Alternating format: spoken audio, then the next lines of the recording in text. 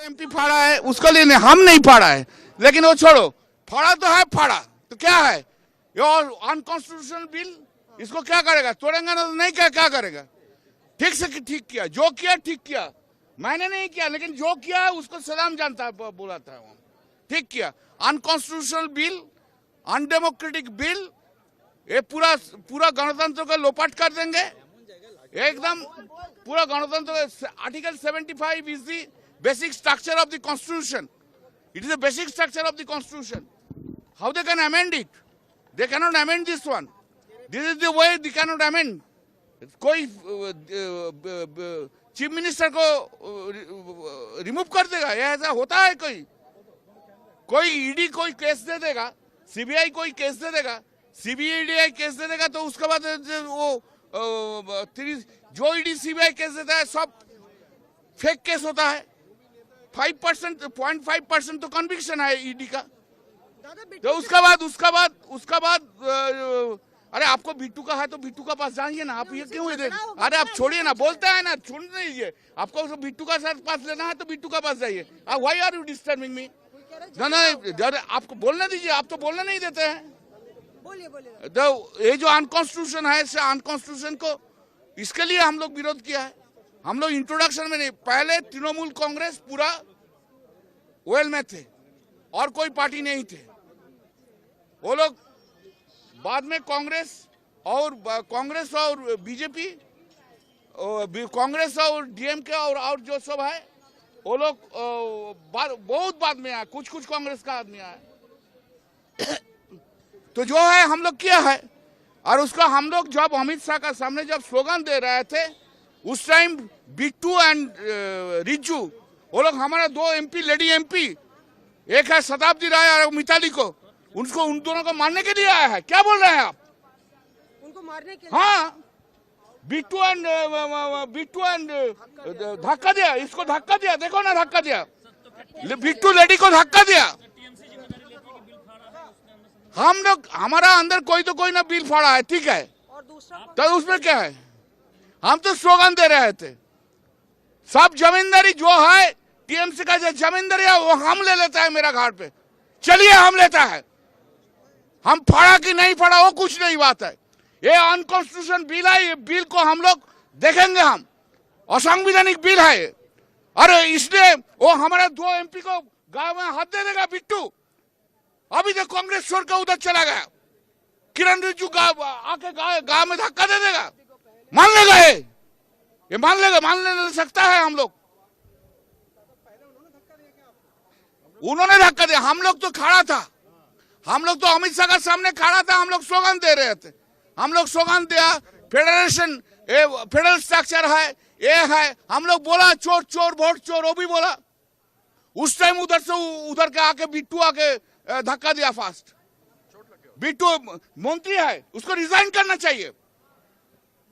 महिला के ऊपर अत्याचार कर रहा है बीजेपी। आप क्या बिट्टू के स्पीकर के पास जाएंगे? बिप्लब देव ने आपका नाम लिया, कल्याण बनर्जी ने फेंका है पेपर अमित शाह के ऊपर। बिप्लब देव का आंखों में कुछ गड़बड़ हो गया, उसका कुछ गड़बड़ हो गया। हम वो क्यों हुआ वो नहीं बोलेंगे, गड़बड़ हो गया। मेरा साथ एक भी पेपर था तो दिखा दो। किरण रिजिजू कह रहे हैं कि आपने धक्का दिया उनको। किसको?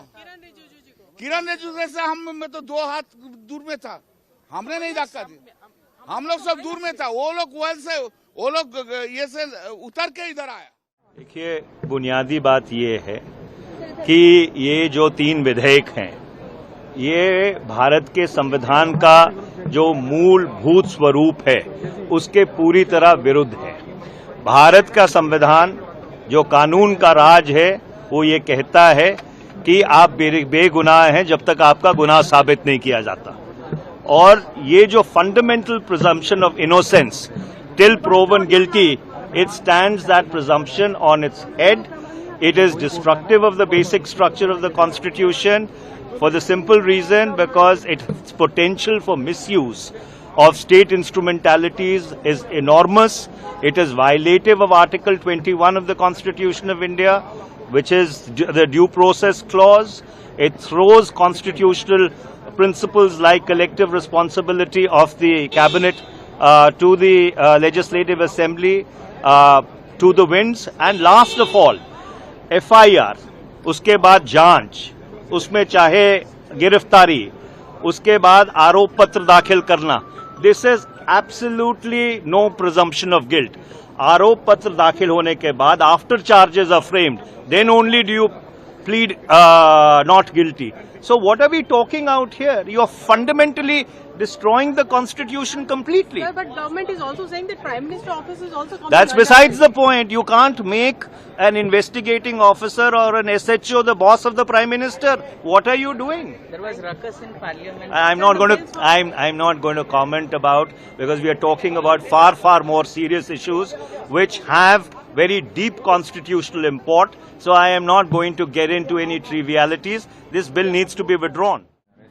और मंत्री हैं कि नहीं इसमें? मंत्री भी. इसका मतलब ये जो कानून पास होने के बाद पूरे देश के मंत्री, मुख्यमंत्री, केंद्रीय मंत्री सब उसके कंट्रोल में हो जाएगा. क्योंकि आज जो व्यवस्था है, कोई ऐसी धारा लगा दें जो आपको लोअर कोर्ट में बेल नहीं मिलेगा, तो फिर वो तो यदि बेल मिलने में 3 महीने लग गए तो सर मंत्रिमंडल से गया.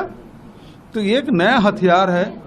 इसका मतलब यह है कि सरकार बगावत रोकने के लिए कानून. सवाल ये खड़ा होता है कि विपक्ष विरोध किस बात का कर रहा है?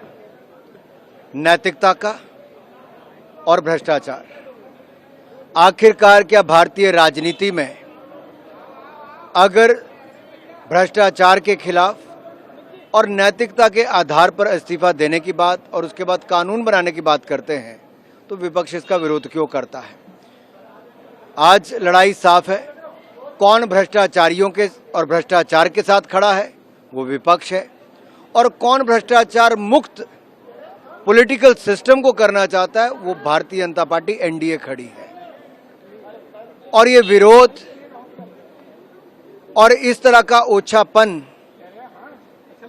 और इस तरह की हरकतें जो सदन के अंदर हुई, उसने लोकतंत्र को शर्मसार भी किया और ये भी दिखा दिया कि विपक्ष भ्रष्टाचार के साथ खड़ा है, भ्रष्टाचारियों को बचाने के लिए खड़ा है और भ्रष्टाचारियों को बचाने के लिए किसी भी हद तक जाने के लिए तैयार है. अनुराग सर, फिजिकल ऑल्टरकेशन भी ऑपोजिशन कह रही है, रवनीत बिट्टू, किरण रिजिजू पे इल्जाम लगा रही है कि फिजिकल ऑल्टरकेशन के एलिगेशन फिजिकल ऑल्टरकेशन पे क्या हुआ था सर? मुझे लगता है बहुत स्पष्ट आपको कैमरास में दिख भी जाएगा कि विपक्ष के सांसद जो अपनी कुर्सियों पर खड़े होकर विरोध कर सकते थे, वो अपनी सीटों से भी निकल कर आगे आए.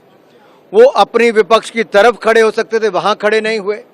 लेकिन वो सत्ता पक्ष की बेंचेस की ओर आकर और विशेष तौर पर गृह मंत्री जी के सामने आकर पहले हल्ला किया, हुल्लड़बाजी की, पेपर के टुकड़े किए और पेपर के टुकड़े देश के गृह मंत्री जी पर फेंके और उनके चेहरे पर फेंके. क्या विरोध करने का ये तरीका ठीक है? क्या ये लोकतंत्र को शर्मसार नहीं करता? क्या जानबूझकर इस बिल का विरोध करने के लिए विपक्ष इतना गिर गया कि आज लोकतंत्र को शर्मसार किया है और भ्रष्टाचार का साथ विपक्ष ने दिया है? देखिए, आप सभी ने आज देखा होगा सदन में जिस प्रकार का कृत्य ऑपोजिशन द्वारा किया गया और खास करके कांग्रेस के सदस्यों द्वारा जो व्यवहार आज सदन में हुआ है, वो अपने आप में मुझे लगता है भारत के सदन के इतिहास में पहले कभी नहीं हुआ होगा. जब माननीय गृह मंत्री जी संविधान 130वां संशोधन विधेयक 2025 उसे पटल पर रख रहे थे, उस समय जिस प्रकार का व्यवहार किया गया, जिस प्रकार से बिल की प्रतियों को फाड़ करके विपक्ष ने फेंका, जिस प्रकार से पीठासीन हमारे स्पीकर के तरफ सदस्य ऑपोजिशन के बढ़े, उन्हें इंटिमिडेट, उनकी तरफ लपकने की कोशिश की गई और माननीय गृह मंत्री जी के चेयर की तरफ लपकने की कोशिश की गई, उनके ऊपर कागज, ये बिल के प्रति को फाड़ के फेंका गया, वो आज हम सबने देखा है. ये आज एक काला अध्याय है जिसको कि ऑपोजिशन ने लिखा है. और किस लिए किया है ये परिश्रम जो ऑपोजिशन ने किया है काला अध्याय लिखने के लिए? किस लिए किया है? करप्शन को और भ्रष्टाचार को बचाने के लिए किया है. आप बताइए, ये जो संविधान संशोधन है जिसको आज माननीय गृह मंत्री पटल पर रख रहे थे, इसका ध्येय क्या है? इसका एक लाइन में ध्येय है कि जेल से रहकर सरकार नहीं चलाई जा सकती है। जो भी व्यक्ति, चाहे वो प्रधानमंत्री हो, चाहे वो यूनियन मिनिस्टर्स हो, चाहे वो स्टेट के मुख्यमंत्री हो, चाहे वो स्टेट के मिनिस्टर्स हो, यदि वो जेल में बंद हैं, 30 दिन तक जेल से वो सरकार नहीं चला सकते हैं, 30 दिन के अंदर उन्हें कोई रिलीफ नहीं मिलता है तो वो सरकार नहीं चला सकते जेल से।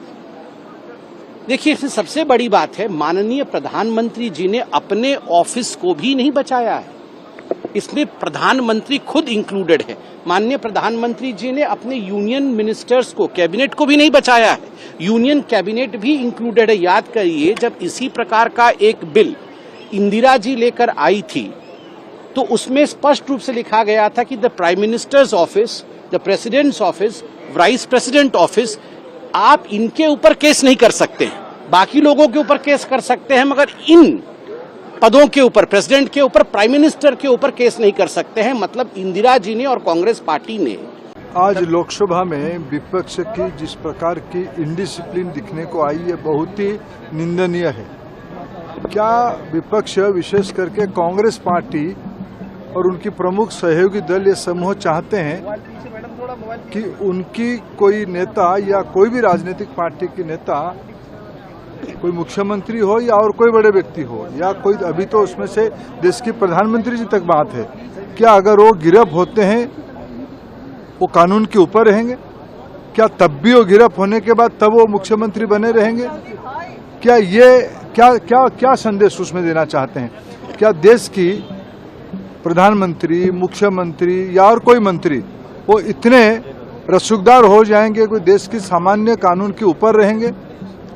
अगर स्वयं आज भारत सरकार में हम लोग ये तय कि अगर माननीय प्रधानमंत्री का भी किसी भी समय का उनके ऊपर आरोप आएगा और गिरफ्त होते हैं तो उनको पद से इस्तीफा देना पड़ेगा। ऐसे मुख्यमंत्रियों को, मंत्रियों को ये देना पड़ेगा, क्योंकि इन दिनों में कुछ घटना हमारे सामने आई, सबके सामने आई, जो लोग जेल से राज्य और विभाग चलाना चाहे। क्या यही हमारी संविधान कहती है?